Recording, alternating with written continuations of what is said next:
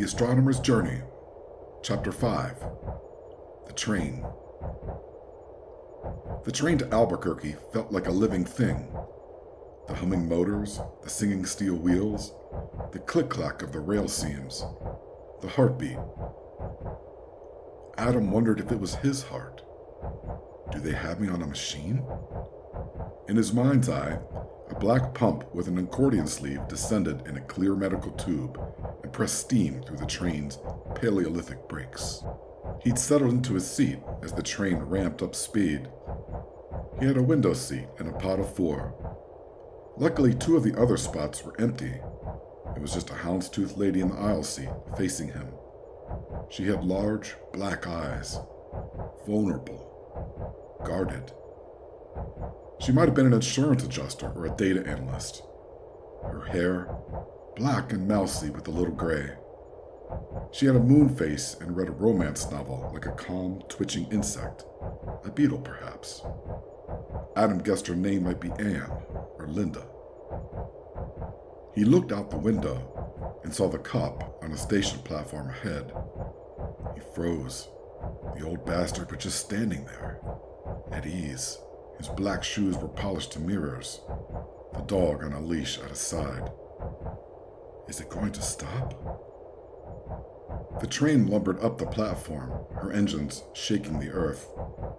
Adam tried not to look, but the cop's gaze was Gomorrah, and as his window passed, a smooth, slow-motion dolly shot in the dream, Officer Grace looked him in the eye. He didn't chase. He just watched Adam's car pass, a sentinel on the edge of a vast wasteland. The wrinkles on his face, hewn from the brutalities of his Irish, New York City life. The war, the bourbon, the cold kitchen and the blue-black mornings, the mean streak in his wife. The cop's gaze unsettled Adam. Why didn't he chase? He thought about how the cop would only show up when they sat still, in the Rosemont field, at the concert. He wondered if the old cop was nice as long as he kept moving west. He felt hurted. He wanted off. But the train had too much speed already. Crossing bells arced by in Doppler effect. Where else would I go? He just sat there uneasy and unaware that his necklace pendant glowed faintly under his shirt. Linda's presence unnerved him too. She just sat there, reading. The train horn wailed somewhere far ahead, muffled and oddly disconnected from his present space. He looked out the window and let his mind drift to Dean, waving as the train pulled away. He pressed his face to the glass and cried. His tears ran down and dripped into thoughts of his wife out there, at the other end of those rails, or some version of her. Would she be real? Was Dean? It sure felt like Dean was there with him. The thought of that experience with his wife, the talk to her again. Linda flicked her finger up and licked it and turned a page. The train blasted into a tunnel, filling the car with a sudden darkness. He drew back from the window, peering into the depths of the black out there. It was just ink, the kind of dark that freezes you in terror. The dark you would experience in the depths of a mine. The darkness he saw in his grandfather's grave as they lowered the casket. The lights in the train car flickered in the speed and commotion, casting the dream into a nightmarish strobe. An errant pipe somewhere in the train's mechanics rattled, reminding him that he was alone on the edge of a dangerous place. A suitcase fell from the overhead. He heard the floorboards creaking and looked up at Linda and realized she was stretching away from him. It was as if the train were an accordion, and something pulled both ends. But it wasn't just the train and the moaning floorboards and the hallway that stretched. It was Linda, too. She elongated like a rubber toy, her face contorted into a melted flesh thing that made him claw for an escape. But he couldn't. He was stretching too, and his fingers had become spaghetti. Black. A blast of light. The train exploded out of the tunnel, a supernova. 520 tons of shining iron marauding from the dark. Adam blinked in the sudden normalcy. It all reassembled from the evaporation. And there she was, round again and still reading her book. She burped lightly to herself and turned a page. He wanted to speak to her, but something told him to just let her be. It took him a full 10 minutes to regain his composure, alone. Outside his window, space and a hypergiant star. Spawned from a gathering dust cloud, it had gathered enough pressure and mass to bloom into a massive star. The light from it was blinding. It filled the car with warmth, and the warmth bloomed inside him, a sense of peace he'd never felt before. Deep breath on a calm, sunny day. A gentle breeze through a window screen. Like something from a child's storybook, the train tracks wound up around the star. Adam knew they were far too close. In the real world, they would have been vaporized long ago. Yet there it was, huge and roiling and close enough to hit with a 9-iron. He marveled at the detail he could see on its surface as the train slowed. Quivering red dots, colossal snakes of fire, solar flares arcing into space. The train ground to a halt on a platform and hissed. The train station, ordinary in every way except for one glaring exception. There was a gangway on the opposite side of the platform, and it led into the star, right into the center of it. Linda closed her book and giggled, and gathered her things and disembarked. Adam felt a tremendous urge to get off the train with her, to go to that light. He looked out the window and felt it, the light of creation, the clear light, the solar mind. Its warmth enveloped him in an endless wave of infinite love. He watched Linda waddle toward the gangway. Every part of him screamed, "Go with her! Go home!" But he couldn't get off the train. He had to see his wife in Albuquerque. Couldn't let go, even if she was just a mirage. The train whistle cried into the void. He felt like he was on a pendulum and had to decide when to jump off. But he couldn't let go. He just sat there, watching Linda walk across the gangway into the light. The train surged forward. A metallic slam rippled from the front car to the back, a violent chain reaction. The urge to jump up and run for the door leapt from him, but he fought it and held fast. The train ground forward. Adam sat there, stunned, listening to the rattling metal. He let it carry him away. Gathering speed, the train blasted across space, the stars leaving pleasant light trails as they raced by. Any other time, the astronomer in him would have marveled at the nebula and the planets and the many other astronomical wonders floating by his window like an amusement park ride. But he was too frightened about where the train was headed, and he had a bad feeling it was another hole. All he could do was let gravity pull him down the rails. He feared he might be impossibly far from Earth by then. Where? Would he ever see her again? Could he get back to her? Given what he knew about black holes, he was likely in another universe altogether. But it all looked the same. Stars and space. All he could do was ride it out, like one of Dean's acid trips. Still, he didn't notice the pendant glow, which was now cycling through the Sanskrit, selecting. The train thundered on through the void of space. Watching the stars trail by, he tried to locate where he might be, but his profound sadness soon melted toward fear. He felt the floor under him begin to stretch, and cried in despair, "No!" But the singularity had no mercy. It pulled the train and Adam and everything in, an imperturbable vacuum. Redshift. Absolute zero. He screamed as the vortex took him, and writhed in pain as the tidal gravity pressed his atoms down to a thin stream. Black. A blast of light. The train shot from a supernova, the light blinding through the windows. At first the speed was white pain. Through the network of tendrils that ran through the cosmic filaments and connected galaxies and brains and neurons of every living thing, the train slowed back into existence. Adam laid on the floor for a long time, pale and in shock. Slowly, he gathered himself again on the carpet and looked around. Everything was back to normal. The train pleasantly rocking, the rush of the wheels, the lights in their sconces. He crawled back to his seat and looked out the window and saw more space and stars. But where?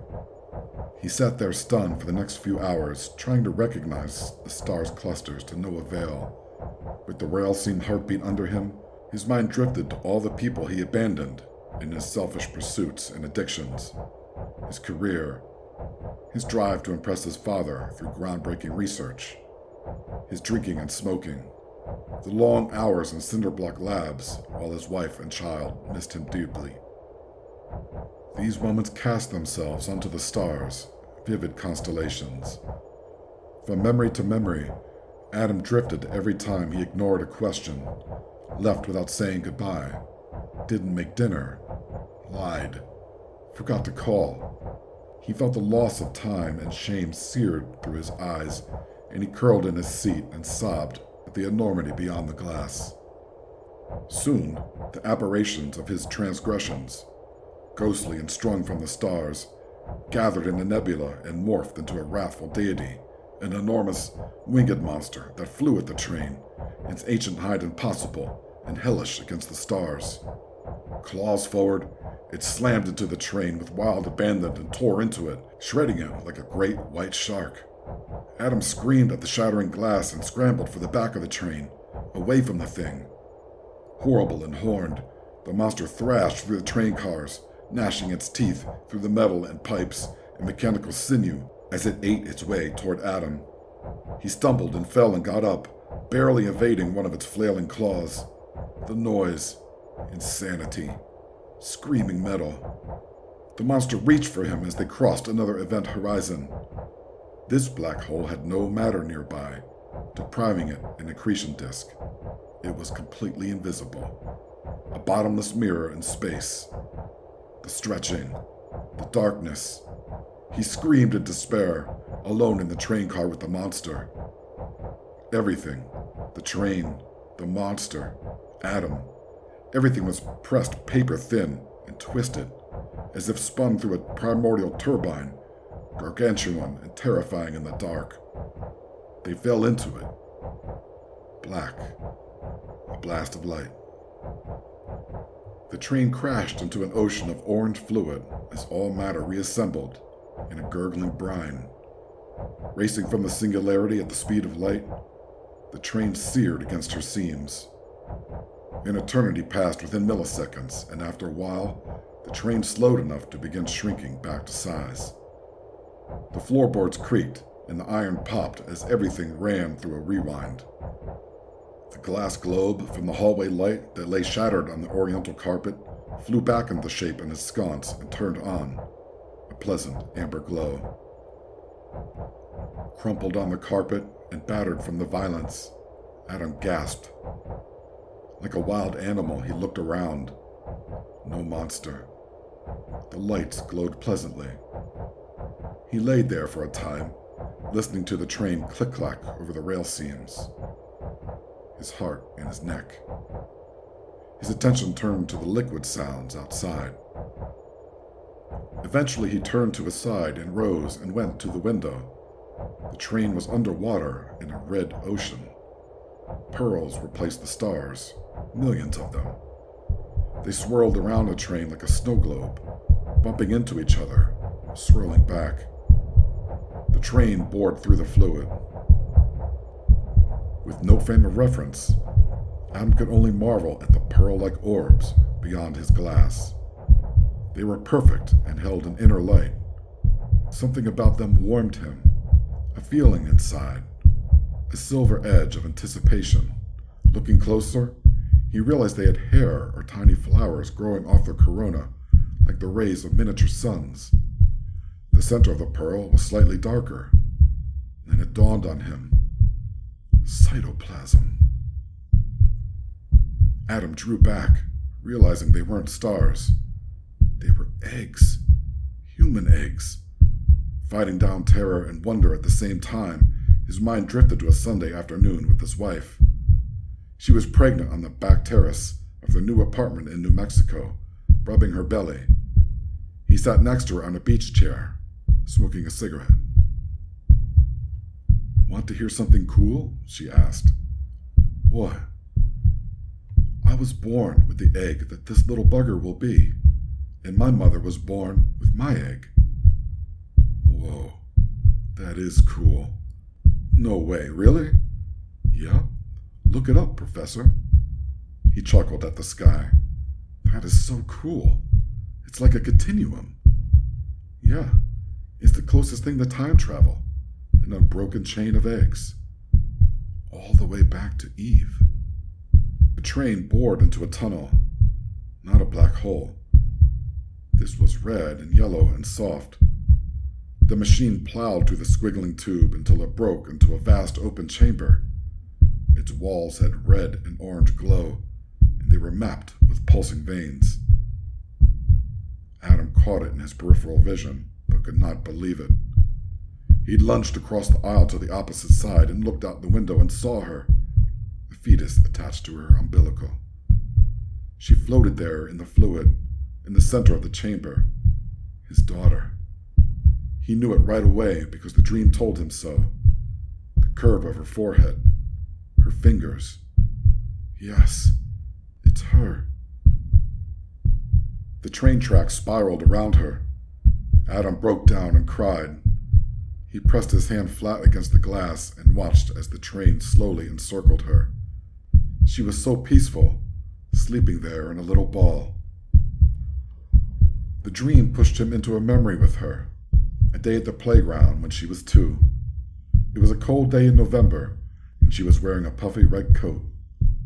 After the slide and swings and the giant dinosaur, she rode a ladybug rocking horse on a large spring.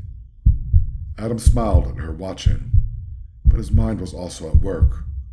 The research project he was on was faltering, thanks to Steve and R&D. It had been many long hours, and he worried about the stability of his job in the face of all his newfound responsibility. He looked down and noticed that his daughter had climbed off her ladybug and padded up to him. She stood before him and placed her baby hand on his face. The sunshine brought in a gentle breeze. She kept it there. "Oh, Daddy," she said in a consoling tone. "I know, darling," he said. She had snapped him out of his dark musings, and he felt his love for her and the fun they'd have. He remembered his blessings in their suburban life, and the thrill of being her father filled him again, and he swept her up and hugged her.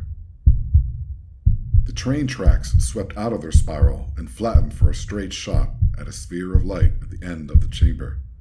It gathered speed. Bracing himself in his seat, Adam looked back at his daughter and called her name as the train slammed into the light portal. She opened her eyes. The light blinded him. Everything evaporated into it while the pendant on his necklace glowed fiercely. The train blasted into open air and rolled into its click-clack heartbeat. He watched for a time, blinking painfully until his eyes could adjust. And when they did, he saw a desert outside of his window, an open plain, cacti, a big sky. Soon there were houses and highways, the outskirts of a city. He smiled when the train slowed and eventually stopped at a station platform with a long hiss through her steam brakes. Albuquerque.